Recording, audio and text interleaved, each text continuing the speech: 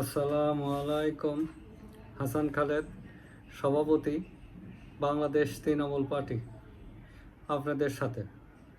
দর্শক শ্রোতা, আজকে 4 এপ্রিল 1971 সালে আমাদের জাতীয় জীবনে, বাঙালিদের জীবনে অত্যন্ত গুরুত্বপূর্ণ একটা দিন। এই দিনটা সম্পর্কেই আপনাদের সাথে একটু আলোচনা করব। এই 4 এপ্রিল 1971-এ দিল্লিতে আওয়ামী লীগ নেতা, আওয়ামী লীগের সাধারণ সম্পাদক ও MNA তাজউদ্দিন আহমেদ ভারতের প্রধানমন্ত্রী শ্রীমতী ইন্দিরা গান্ধীর সাথে সাক্ষাৎ করেন এবং বাংলাদেশের স্বাধীনতার বিষয়ে তিনি তুলে ধরে তার কাছে পরামর্শ চান। এর আগে আলোচনার শুরুতেই শ্রীমতী গান্ধী তার ভাষায় শেখ মুজিবুর রহমান কেমন আছেন জানতে চান। তার উত্তরে আমাদের নেতা তাজউদ্দিন আহমেদ বলেন, উনি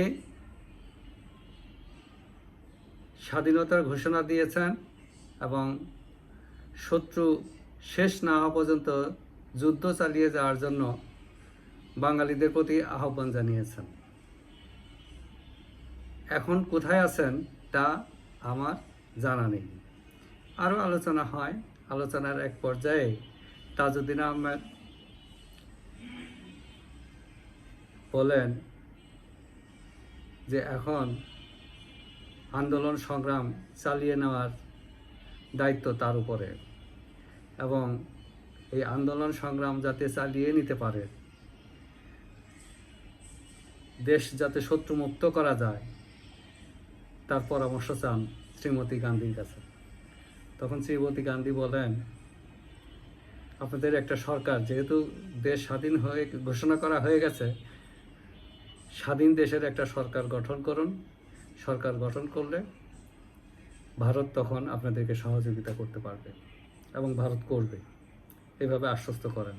দ্বিপাক্ষিক আলোচনা অত্যন্ত ফলপ্রসূ হয় এবং পরবর্তী সময়ে যে সমস্ত ইতিহাস, সেগুলো পর্যায়ক্রমে আপনাদের সাথে কথা বলবো। শুধু 4 তারিখের ঘটনাটা আপনাদেরকে জানালাম যে দিল্লিতে কি হয়েছে।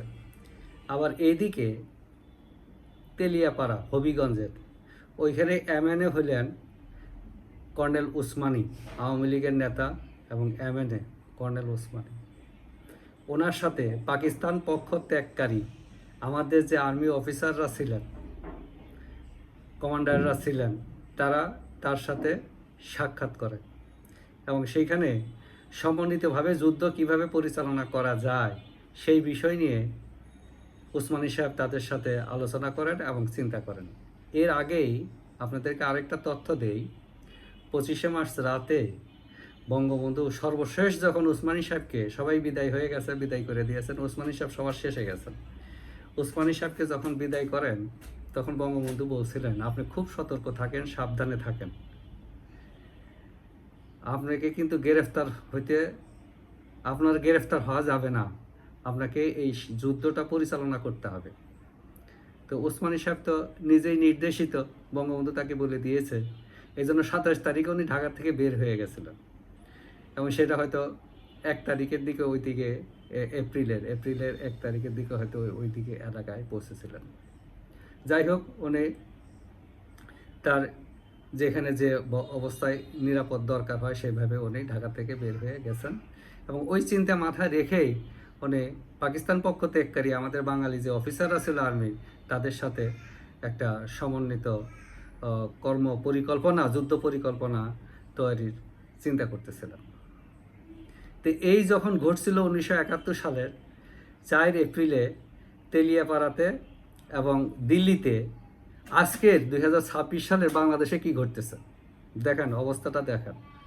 বিএনপির নেতা মির্জা ফখরুল আজকে বলে বেড়াইতেছেন, দেখলাম বিভিন্ন জায়গায় মিটিং করতেছেন, শেখ মুজিব 25শে মার্চ বন্দি হয়ে পাকিস্তান চলে গেছে।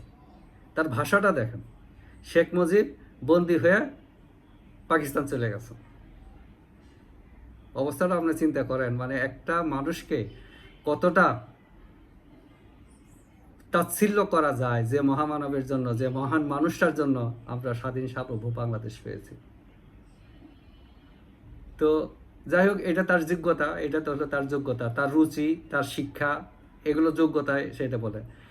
উনি অ্যাস্টাবলিশ করতে চাচ্ছেন ওই রিভোল্ট বলে জিয়া রহমান যুদ্ধের ঘোষণা দিয়ে দিছে।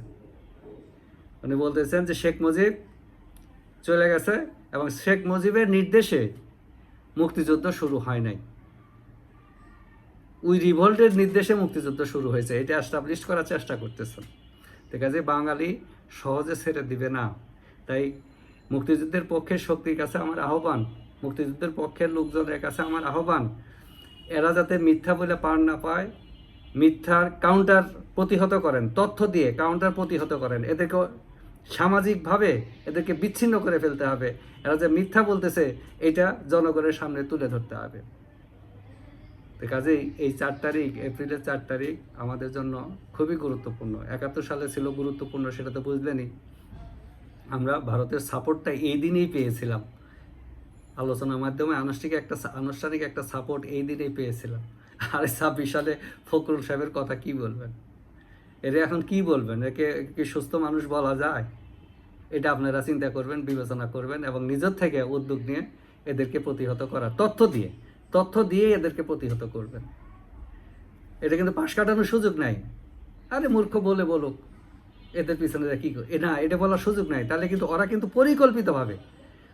পরিকল্পিতভাবে মিথ্যাচার শুরু করছে এক একজনের পরে। কালকে আব্দুল সালাম পিন্টু সালাম বলছে সিটি মেয়র, আজকে বলতেছে বিএনপির সেকেন্ড ম্যান বলতেছে। কাজে বুঝলেন, এরা কিন্তু পরিকল্পিতভাবে বলতেছে। এইখানে কিন্তু আমাদের পরাস্ত হওয়া যাবে না। আমরা 71 জিতছি, এইখানেও আমাদেরকে জিততে হবে। তাই বাংলাদেশ তৃণমূল পার্টি আপনাদের কাছে আহ্বান জানায়, কোনো একটা স্পেস দেওয়া যাবে না।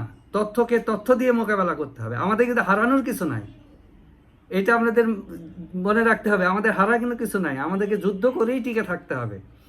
ওরা যেরকম মিথ্যা বলতেছে, সেই মিথ্যার এগেনস্টে আমাদেরকে সত্য তথ্যটা জনগণের সাথে, দেশবাসীর সামনে তুলে ধরতে হবে। আসেন, আমরা প্রস্তুত আছি, বাংলাদেশ তৃণমূল পার্টি একসাথে এই অভিযান শুরু করি। কোনো মিথ্যাকে প্রশ্রয় দিব না। যে যেখানে থাকেন সুস্থ থাকেন, নিরাপদ থাকেন। ধন্যবাদ সবাইকে।